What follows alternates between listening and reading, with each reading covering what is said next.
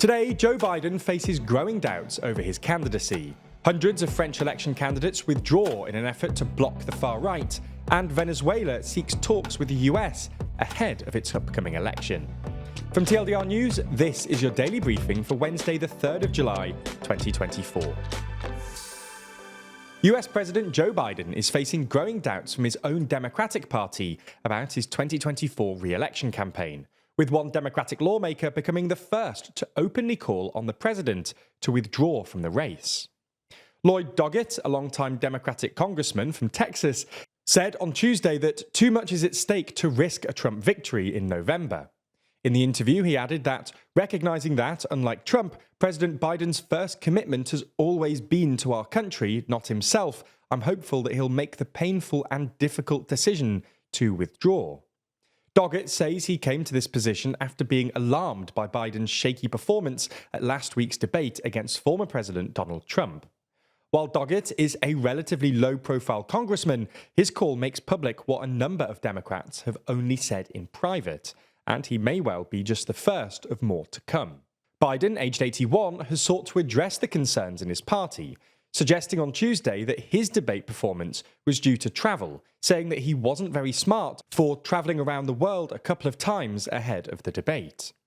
He had made 2 separate trips to Europe within 2 weeks last month, but last returned from travel nearly 2 weeks ahead of the June the 27th debate. Separately, other Democratic lawmakers have raised concerns about Biden's ability or inability to win in November. A Democratic congressman from Maine, Jared Golden, said that he was certain that Donald Trump is going to win. Separately, Marie Gluesenkamp-Perez, a Democratic congresswoman from Washington state, said she thinks Biden is going to lose to Trump, and the damage has been done by that debate. On Monday, the nation's Democratic governors held a call, attended only by governors, in which some reportedly expressed surprise that they hadn't heard directly from Biden regarding the post-debate concerns. Biden is now expected to meet and/or call with Democratic congressional leaders and governors today, while White House Chief of Staff Jeff Zients will hold an all-staff call. Meanwhile, Vice President Kamala Harris, the obvious candidate to replace Biden if it came to it, said, "Look, Joe Biden is our nominee. We beat Trump once and we're going to beat him, period."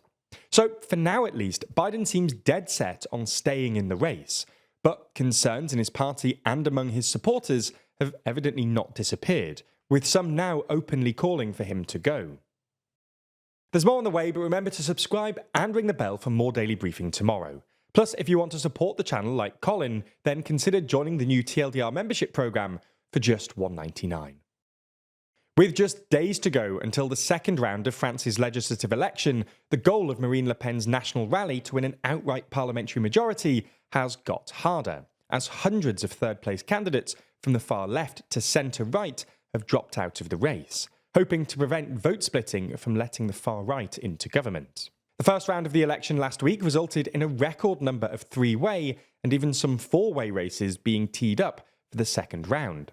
In total, there were 306 seats facing three-way runoffs, most of them being contests involving the far-right National Rally, the pan-left New Popular Front Alliance, and Macron's centrist Ensemble Alliance. There were a further 5 four-way runoffs too. Anyway, this prompted calls from the left and centre to prevent a National Rally majority by forming a so-called Broad Republican Front. By the end of Tuesday, which was the candidate declaration deadline for Sunday's vote, more than 210 third-place candidates had pulled out of the second round. Most of them, around 127, were far left to centre-left New Popular Front candidates, while 81 candidates from Macron's alliance dropped out, and 3 from the right-wing Republicans also withdrew. As a result, there will only be 110 three-way and four-way races in the second round, rather than the initial 311. This may well be enough to prevent National Rally from winning an outright majority. However, the party is still expected to comfortably be the largest party. In other news, the US says it's open to dialogue with the Venezuelan government after the country's president, Nicolas Maduro, said he intended to resume talks with the US government over Venezuela's fast-approaching presidential election. Maduro is seeking a third term in office, having presided over an increasingly authoritarian regime since 2013, and being re-elected in a 2018 election that was dismissed as a sham by the Venezuelan opposition and Western governments. But this election on July the 28th is expected to be the biggest challenge to Maduro and his ruling United Socialist Party of Venezuela. He faces veteran ex-diplomat Edmundo Gonzalez, who became the main opposition candidate after the opposition primary winner Maria Corina Machado was banned from running. Gonzalez, who has been endorsed by Machado, has a considerable lead over Maduro in the polls. However, the big question is how free and fair the election ends up being. The US last year agreed to lift a range of crushing sanctions on Venezuela after Maduro's government agreed to a number of electoral guarantees. But this sanction relief was dropped as the US accused Maduro of failing to meet the election commitments. With less than a month to go until the election, the tentative prospect of resumed talks between the US and Venezuela has been welcomed, but the election is rapidly approaching. Moving to Europe now, where Hungary's Prime Minister Viktor Orban has launched a new far-right European alliance called the Patriots for Europe, with Herbert Kickl, the leader of Austria's far-right Freedom Party, and Andrej Babiš, the former Prime Minister of Czechia. The alliance is now looking to attract new partners to the group and become the biggest hard-right group in the bloc. Portugal's Chega president, André Ventura, is keen on getting on board with Orban's alliance, and the leader of Italy's League Party, Matteo Salvini, has also expressed interest in joining the new group, and leaving Marine Le Pen's Identity and Democracy, or ID, group. Germany's AfD also needs a new home after being expelled from the ID group following a series of controversial remarks made by their then leader. In fact, Le Pen's ID seems to be struggling as a number of its members have left or have expressed interest in leaving and joining Orban's group. As a result, there are now some rumours that Le Pen may disband her ID group altogether after the French elections on Sunday. We'll have to see in the coming days and weeks which parties decide to join Patriots for Europe and whether the parties come from at least 7 countries, a requirement for formal recognition as a group in the European Parliament. In our final uplifting story, we feature some of the best entries so far to the 2024 Nikon Comedy Wildlife Awards. Co-founded in 2015 by professional photographers Paul Joynson-Hicks and Tom Sullam, the competition aims to focus on the lighter side of wildlife photography and help promote the conservation of habitats through humour. With less than a month to go until the deadline, some of this year's entries include Dina Sveinsson's third-wheeling penguin, Harry Collins's air guitar-playing sloth, Ingo Hammond's ruffling seal, Thomas van Pinebrook's pick-me turtle, and this absolute monster by Anton Pretorius.